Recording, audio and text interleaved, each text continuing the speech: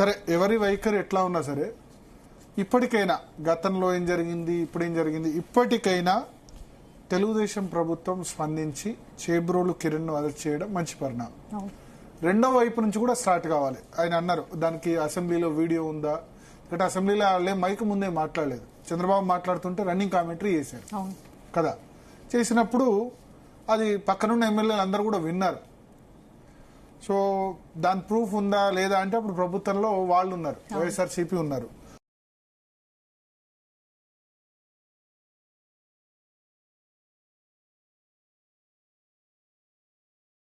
దెబ్బతీసింది ఆ ఎమ్మెల్యేలని. అదే రోజు వాళ్ళని మాట్లాడి తప్పు చేశారు లేదా పార్టీ నుంచి సస్పెండ్ చేసేది ఉండే, యాక్షన్ తీసుకునేది ఉండే, తీసుకోలేదు. ఇప్పుడు చేబ్రోలు కిరణ్ ఏదైతే మాట్లాడుతుందో టీడీపీ కార్యకర్త లాస్ట్ 1-2 years గా ఫేస్బుక్ లో మీరు ఇన్స్టాగ్రామ్ లో చూడండి ఎప్పుడైనా ఏ టాపిక్ లో ఇటువంటి పోస్టులే పెట్టారు. So not only video, Facebook ఐడీలు ఇన్స్టాగ్రామ్ ఐడీలతో కూడా డైరెక్ట్ ఐడీలతో పెట్టేస్తున్నారు, ఫేక్ ఐడీలు కూడా కాదు. అంటే అంత భయం లేకుండా పోయింది ఆంధ్రప్రదేశ్ అనగా తెలంగాణలో కూడా ఇట్లా వ్యక్తిగత కామెంట్ చేయడం అన్నది సొంత ఐడీలతో. కొంతమంది ఫేక్ ఐడీ అంటే మా మీద ఎవరు యాక్షన్ తీసుకుంటారు ఏం చేస్తారు అన్నది అయింది. సో భయం పుట్టేలా ప్రవర్తించాలి. ఇక్కడ టీడీపీ కార్యకర్త అయిన కిరణ్ చంద్రబాబు నాయుడు అరెస్ట్ చేశారు ఇక్కడ. అంటే ఇప్పుడు అరెస్ట్ చేయాల్సి వచ్చేంత విధంగా అంత దారుణమైన కామెంట్ చేశారు ఆయన కదా. మనం క్లిప్పింగ్స్ గానీ అవి గానీ ఎవరు కూడా వేలేని పరిస్థితి. సో సరే లెట్స్ ఏదో ఒక విధంగా బిగినింగ్ జరిగింది. సొంత పార్టీ కార్యకర్త అయినా వాళ్ళు అరెస్ట్ చేశారు. సేమ్ వైఎస్ఆర్సీపీ కూడా ఇదే విధంగా చేయాలి, చేయకపోతే దీనికి అంత ఉండదు కదా.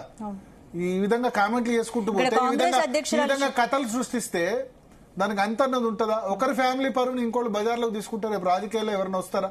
రాజకీయాల్లో ఉన్న లేడీస్ గురించి మాట్లాడుతున్నారు, రాజకీయాల్లో లేని కుటుంబ సభ్యులు వాళ్ళ ముఖ్యమంత్రులు మంత్రులు వాళ్ళ గురించి మాట్లాడుతున్నారు.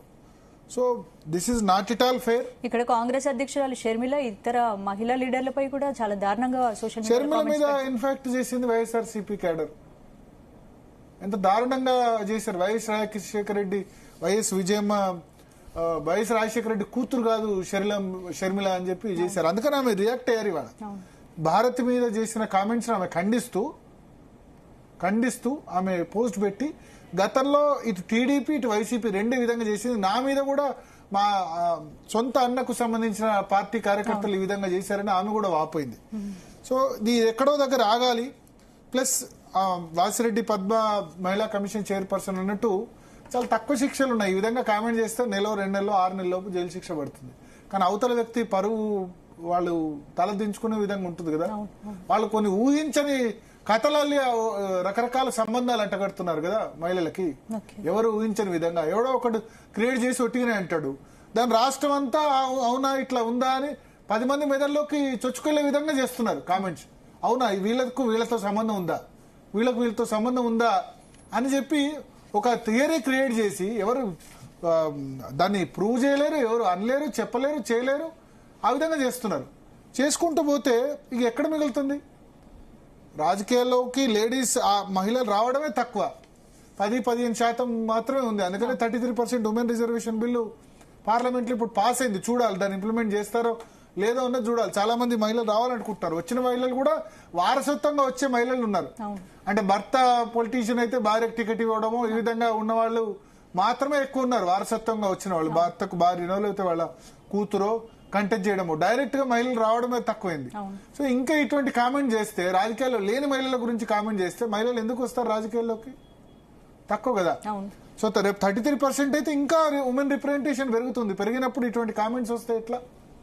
వ్యక్తిగత జీవితం అన్నది డిఫరెంట్.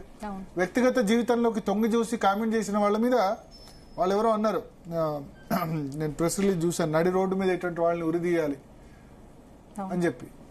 సో చాలా స్ట్రిక్ట్ లాస్ ఉండాలి. ఇప్పుడు చాలా తక్కువ శిక్షలతో బయటపడుతున్న పరిస్థితి.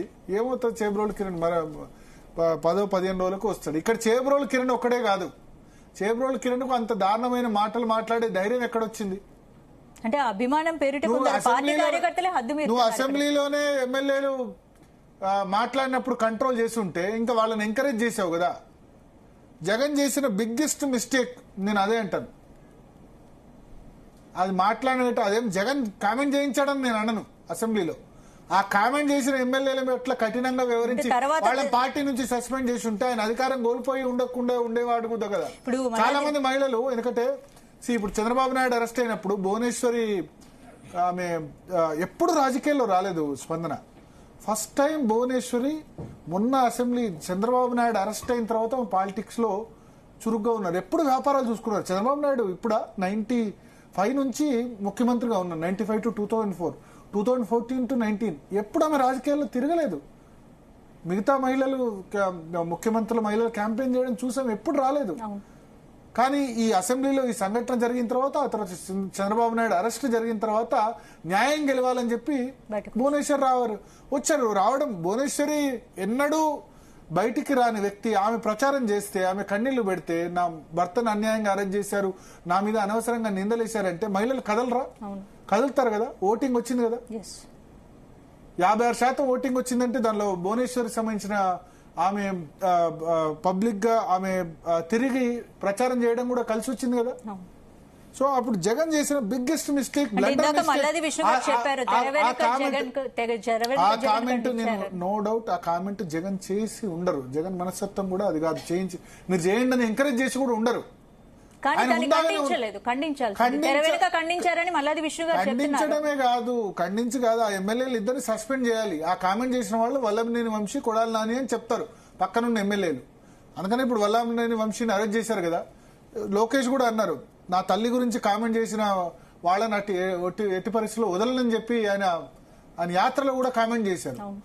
సో అప్పుడే గనక చేసుంటే జగన్ ఇవాళ ఈ విధంగా ఇంత దారుణంగా ఓడిపోవడానికి అది కూడా ఒక కారణం. ఆ ఇన్సిడెంట్ కూడా దీన్ని మహిళలు హర్షించారు కదా.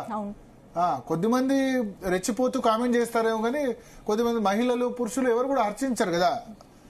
సో దీనికి ఎండ్ కార్డు పడాలి. ఏదేమైనా చంద్రబాబు నాయుడు ప్రభుత్వం ఇప్పుడు చేబ్రోలు కిరణ్ అరెస్ట్ చేయడం మంచి పరిణామం. దీనివల్ల ఈ ఒక్క అరెస్ట్ ఆగొద్దు. నెక్స్ట్ ఇంకెవరైనా సరే ఇటువంటి కామెంట్లు పెట్టిన నాట్ ఓన్లీ వీడియో ఫేస్బుక్ లో, ఇన్స్టాగ్రామ్ లో దాని కింద ఇటువంటి కామెంట్స్ పెడుతున్నారే వాళ్ళకు కూడా ఇదే విధంగా ఉండాలి. రాజకీయాలకు సంబంధం లేని వాళ్ళపై సోషల్ మీడియాలో అయినా సరే బహిరంగంగా తీవ్ర పదజాలం మాత్రం వాడకూడదు. వాడితే వాళ్ళని ఖచ్చితంగా అరెస్ట్ చేసి పనిష్ చేయాల్సిన అవసరం ఉంది. ఎస్ తప్పకుండా. రాజకీయాల్లో ఉన్న వాళ్ళని, లేని వాళ్ళ గురించి కూడా, ఇద్దరు రాజకీయాల్లో ఉన్న లేడీస్ గురించి కూడా ఆ విధంగా మాట్లాడకూడదు. ఉన్న మగవాళ్ళ కుటుంబ సభ్యుల గురించి కూడా అదే విధంగా మాట్లాడకూడదు. సేమ్ ఇప్పుడు రేవంత్ రెడ్డి కూడా మన అసెంబ్లీలో అదే చెప్పారు. రేవంత్ రెడ్డి కుటుంబ సభ్యుల గురించి ఎవరో మాట్లాడితే దారుణంగా అదే విధంగా పోస్ట్ చేశారు. అది చాలా పెద్ద తప్పు. అది జర్నలిస్ట్ ఎథిక్స్ కూడా కాదు. దానికి వేరే ఎక్స్క్యూజ్ చెప్తారు, ఈయన అప్పుడు మాట్లాడలేదా. ఇవన్నీ కంపారిజన్ చేసుకుంటూ పోతే ఒక తప్పుకు శిక్ష పడకపోతే ఇంకో తప్పు కాదా అంటే ఎక్కడో దగ్గర స్టార్ట్ కావాలి. ఇక్కడ స్టార్ట్ అయింది, మంచి జరిగిందని నేను చెప్తాను. రైట్ భరత్.